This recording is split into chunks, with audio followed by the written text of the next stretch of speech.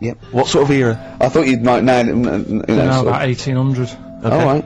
Okay. And then. Do you want to check that, Steve? You got the book? People Well, I got know sick for a fact of him. that's not right. People got sick of him, and they said, "Oh, we'll have to get rid of him." So they tried to. He loved cakes as well as women. Okay. So they said, "Let's poison a cake," and they poisoned a load of Easier than cakes. poisoning a woman, wouldn't it? And he ate these cakes, and it just didn't kill him. And they were like, "God, what's going on?" And they kept giving him more and more cakes, and He was suspicious. and that didn't work. So the fella said, "Oh, that's it. I'm going to shoot him." So. Well, I imagine it was the end of his tether. So I mean, he was back and forth to Mr. Kipling's. He shot him once, and that didn't work. And the fella thought, "Oh my God!" And he started running away. And Rasputin's running after him, and he shoots him like another. I think he took 4 face bullets. full of Battenberg. Four bullets. Who's going to swear then? 4 bullets. It took to kill him, and then this fella who was after him chucked him in an icy lake, and that was the end of him. But I don't understand. Sort of. What don't you understand, Carl? Well, the fact that, he's a bit of a name in history. And I don't understand why, because it just sounds a bit like my brother. Does he love women and cakes? And do you think that'll be his downfall?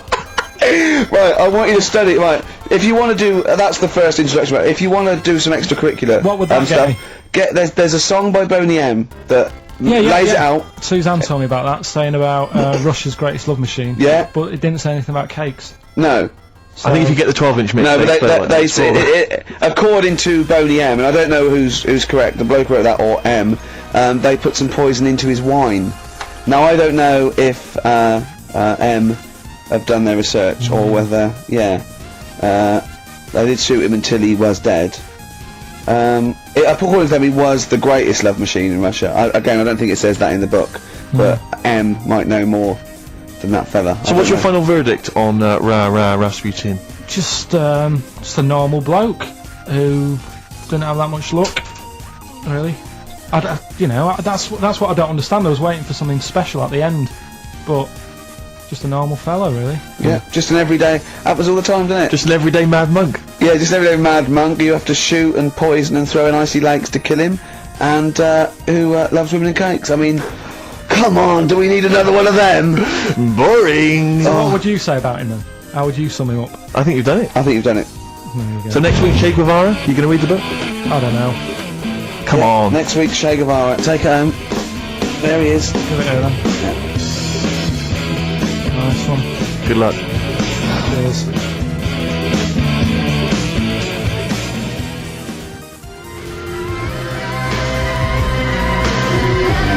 Richard X. The Sugar Babes are freaks electric. Are they, Carl? Dunno.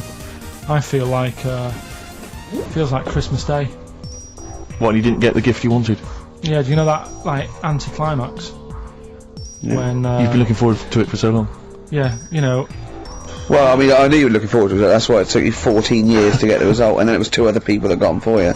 Do you wish that we hadn't done it? no. It's alright. It's alright, isn't it? What's your girlfriend going to say? I don't think I'll see her again.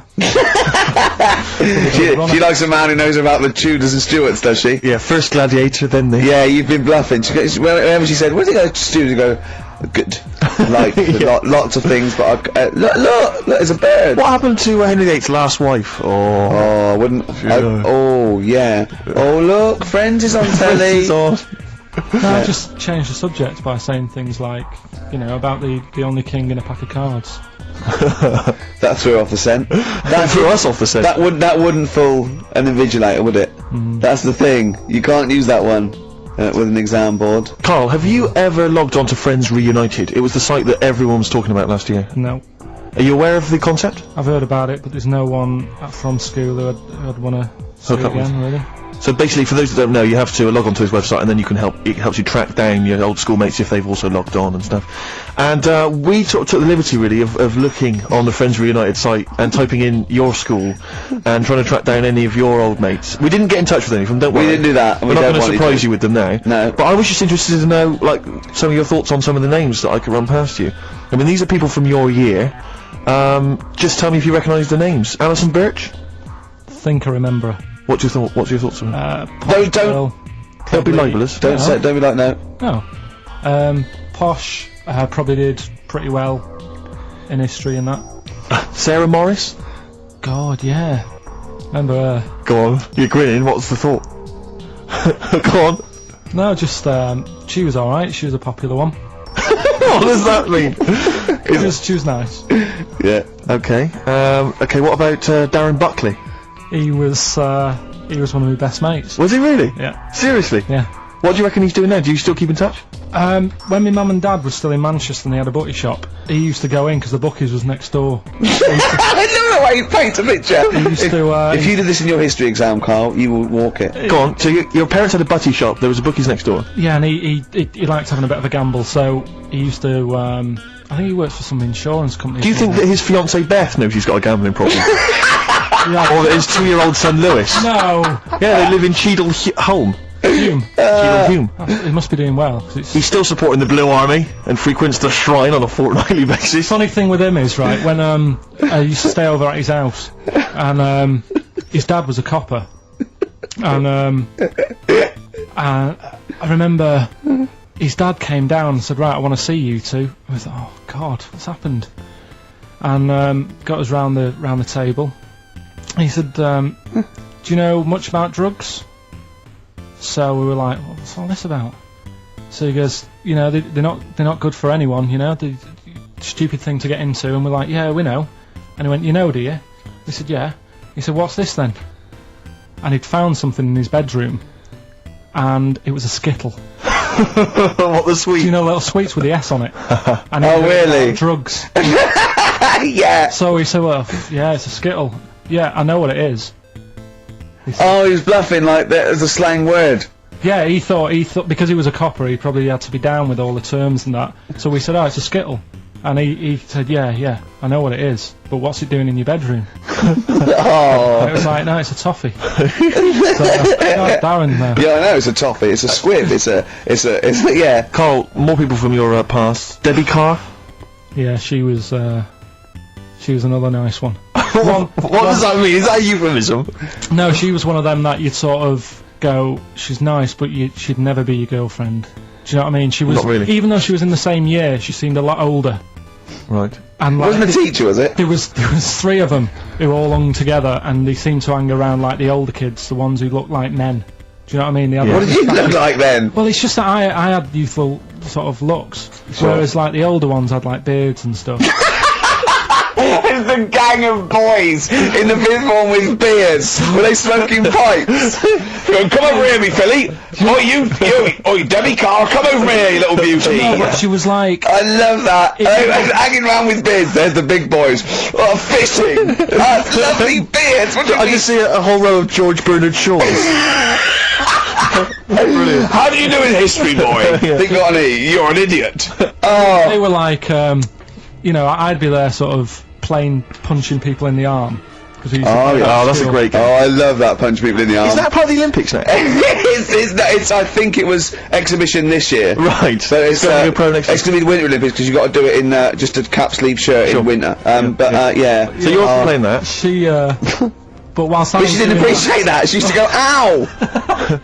you know, I always think whilst I was doing that, they were like the Charlie's Angels, and they'd be sorting out a mission somewhere because they were really like, there was something about them that you thought, you know, yeah, they're special. They were private detectives. Wouldn't we work for a man they never see? Okay, well, here's a name I'm interested in because, well, let me just tell you the name first. Adam Clifton. Oh. Go on, what are your thoughts on Clifton? He was one of them kids, he was alright, but he had that thing when, if you didn't have enough milk, wrinkly hands, and white bits in his nails. Oh! Because you didn't have enough milk? Yeah. So therefore, you didn't like him because you didn't get enough milk? This is not to be confused with the 2 people with the big heads and the webbed feet, is it? Webbed hands. Well, this was interesting. They weren't related. They must have been somewhere along the evolutionary sort of trail. Do you know what I mean? They must have come from the same sort of stock. But you wouldn't have liked him. He's just one of them people. He was all right, but before you say any more, on Friends United, you can leave a little message which explains what you've been doing and what your life's like now. And most people leave maybe 2 paragraphs. Yeah. Adam, I've printed it off. He seems to have printed. I think there's about 6 pages here. of stuff. He keeps updating it, and he just basically lists his memories about everyone, okay, at the school, and what he thinks of everyone. And he says, I often see Simon, he's doing alright for himself, self-employed illustrator, Mark Cooper, Carl Pilkington. Right. And your name comes up. Now, I don't know if you've told us this story, I think you may have done, but I can't remember the facts about it. It just says, Carl Pilkington, with his pet bird. Was it a magpie? I can't remember. He brought it to school to show everyone, and it flew away. Oh God! Oh no, they do that, don't they? You show them What was the story there, You Carl? give them seed and they just leave. What do you mean? Well, This sounds like Kez. well, that's it. I was a big fan of Kez, and it was the time our dog had just died. Yeah. So I didn't have any pets, and the cats were always getting run over. Yeah. And so we didn't want any more pets. Yeah. But there was a magpie that used to fly about on the estate, and I managed to sort of tame it. And in the end, With a chair and a whip. What do you mean you tamed it? Well, just used to sort of hang around it and talk. But how did to you it. get hold of it? Did you catch it? Well, eventually, yeah, it used to just come to me, and the annoying thing was, it got to a point when I wish I hadn't bothered, because it used to pop me bike tyres. It used to sit on like, if I was talking to my mates and I was on my grifter. I love the way he just throws things in. It's like an Alan Bennett play. It landed on my tyre, and it used to peck at the tyre and pop it, and then no. it used to then never go away, so it was always like around the house, and my dad said never bring it in. So it used to sit on the porch, and I used to go out, and it used to fly down and land on my head, and it really hurt. It used to like peck and stuff. He thought it was a tyre. So it wasn't so much tamed as a stalker. Oh God! So you took it to school and it flew away? Yeah. So did you take it in proudly going, look at my magpie? Oh. Yeah. Oh no! I think it got a bit confused in the area that it was in, because I used to just keep it sort of around our estate, but Sure. the school was a bit of a distance away. How did you get it there? Tying it on my finger. Did you walk? Yeah. Wow. So it was happy there, and then it got. But it used to be one of those things that people would stop me in the street and sort of go, oh, what's that? And so did- I don't suppose Maggie, you- called it Maggie. You didn't get Charlie's Angels to go and find out what happened to it? Investigate? Were they impressed? No, not really. No. But Listen. go on, any... Carl, let's come back to it, mate. Let's come back to it. Let's have a hip-hop hooray track. It's the big hip-hop selection from Big Steve Merchant. I don't know what I'm talking about there. Just trying to sound hip. This is Spearhead from many years back. A track, again, I think got largely overlooked at the time, but worth hearing again. People in the Middle.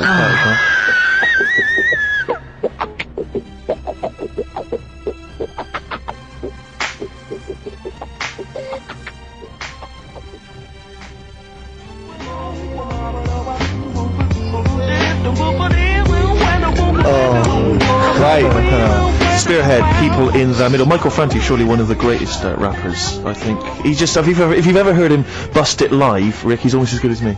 I'm just going to tell the listeners there, Carl, this is quite a little insecure sort of chap, and he was just worried about that last bit. He was going, who would ever find that interesting? He was worried about people finding him boring.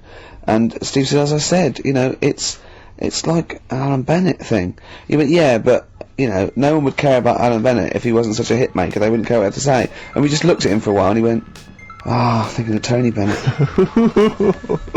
Bless him. Listen, it's almost the end of the show, Carl. Oh, yeah. And it's really been a Carl special. This is a Carl special, yeah. But next week, We'll we'll be lay off you next week. We have to We're not know. gonna, He wants to retire a little bit. Just, Well, those old lottery numbers might come up tonight anyway. you might, what are they again? What's the 4 you've come up with? Got them away now. What? Come on, well, give us all 6. No. Why? Carl, while you're rummaging for that, 5, 9, 12 and 26. a few more names that you may recall from Friends Reunited. Go on. Lisa Shufflebotham. Do you remember her?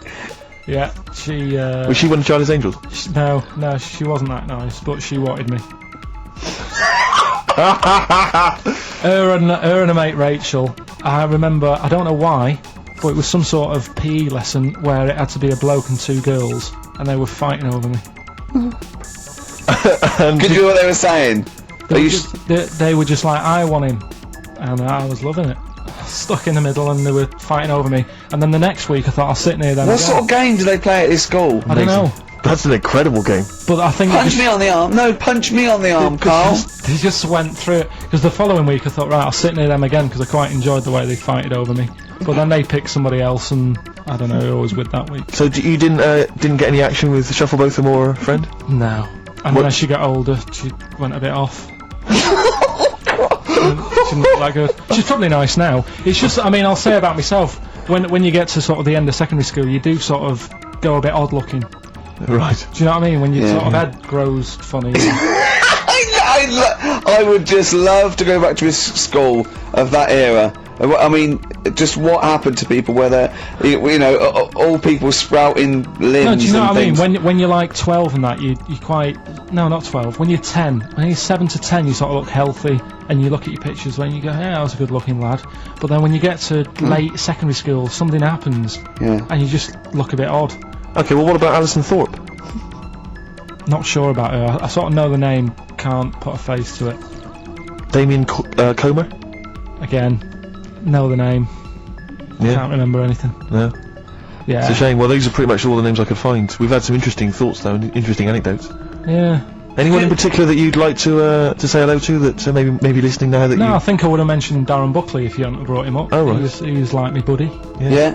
Did you ever see the Magpie game when you took it to the school and confused it? No. You're joking. That was the end of it, was it? Yeah.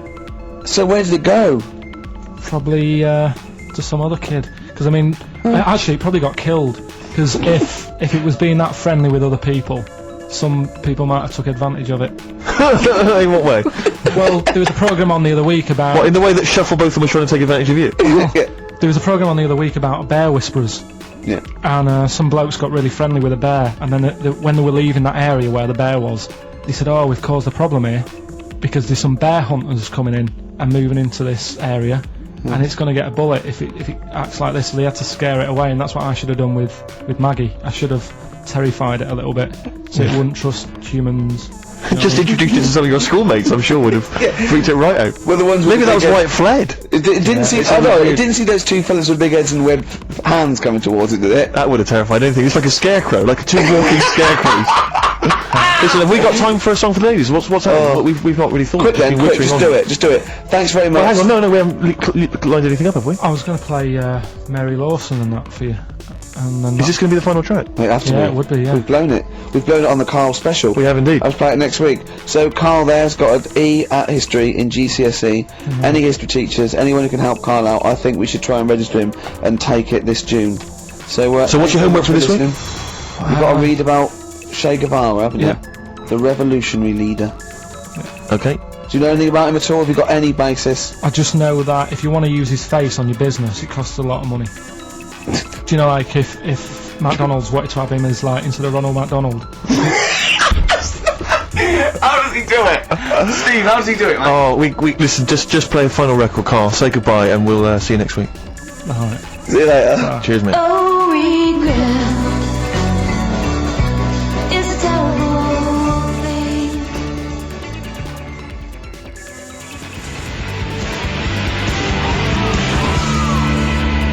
Pete Yawn for Nancy on XFM 104.9. And Ricky Gervais with me, Steve Merchant. Hello. Pilkington. Steve, you got any other toilet-related anecdotes? Rick, my life is just full of toilet trauma. Yeah. And Carl, you may not realise this, but a while back I used to host, this is bizarre, I used to host a radio show on the BBC World Service, right? Now, if you want someone who's the voice of integrity, the voice of intelligence, the voice of a nation, you're going to come to me. That's obvious. And I was broadcasting to, and they've got listeners of something like 50, 60 million people around the world. It's mental, the listenership of the World Service. And I used to host this show with It's a someone big else. place, Steve. The World? Yeah. You're absolutely right. And anyway, so I had to be into Bush House where they broadcast from 10 o'clock every Friday morning to broadcast around the world to 50 million people, right? And one week, I went to the toilet in my house, right? Everyone had left. I got there a bit late. I got up a bit late. Already against me. The clock was already against me. Had to be there at 10 o'clock, broadcast around the world. And we got two toilets in our house, downstairs one, right? And the door had already been a bit dodgy. It was one of those doors where you had to give it a bit of a kick as you went in. It was getting a bit tight. I don't know what the wood was expanding or something. You know, I'm in there. And same thing again happens. No toilet paper. I think, oh God, I'm gonna have to somehow kind of make it up. Why don't you check first? I normally do, Rick. I normally do. It's just on certain occasions when I'm bleary-eyed or something, I forget, or occasionally I forget. Normally I do check. Right. And you've got to bear in mind that it's not like this is happening every week. This is over the course of many years that Sure. these incidents have accumulated. So You've condensed them. for the purposes of this anecdote. Sure. Yeah. Yes. And great. You're just brilliant to keeping the pace up of an anecdote there, Rick. You've just drawn in. I don't know where I am now. Anyway, I know where I'm trapped in a toilet with no toilet paper. Yeah. That's where I am. I'm thinking maybe I peel off some of the wallpaper, you know, things like that. But there's nothing I can do. I got to go upstairs. Newspaper. Well, exactly. But I got to go upstairs and find Toilet paper.